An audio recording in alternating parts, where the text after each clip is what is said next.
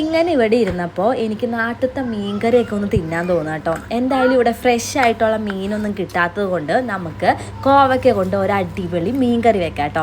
ആദ്യം തന്നെ കോവയ്ക്ക ഒന്ന് നീളത്തിൽ കട്ട് ചെയ്ത് വെക്കുക. എന്നിട്ടൊരു ചട്ടി എടുക്കുക. അതിലേക്ക് കോവയ്ക്ക അരിഞ്ഞത്, സവാള, പച്ചമുളക്, കറിവേപ്പില, പിന്നെ മെയിൻ സാധനം നമ്മുടെ കൊടംപുളി അതും ഇടുക. കുറച്ച് മഞ്ഞൾപ്പൊടി, കുറച്ച് മല്ലിപ്പൊടി, കൂടുതൽ മുളക് പൊടി, ഉപ്പ്, ആവശ്യത്തിന് വെള്ളം ഒഴിച്ചിട്ട് ഇതൊന്ന് അങ്ങോട്ട് വേവിക്കാൻ വെക്കുക കേട്ടോ. വെന്തിട്ട് ആ മണം അങ്ങോട്ട് വരുമ്പോൾ ശരിക്കും മീൻകറി അല്ലാന്ന് ആരും പറയില്ല കേട്ടോ. ശരിക്കും മീൻകറിയുടെ സ്മെല്ലാട്ടോ.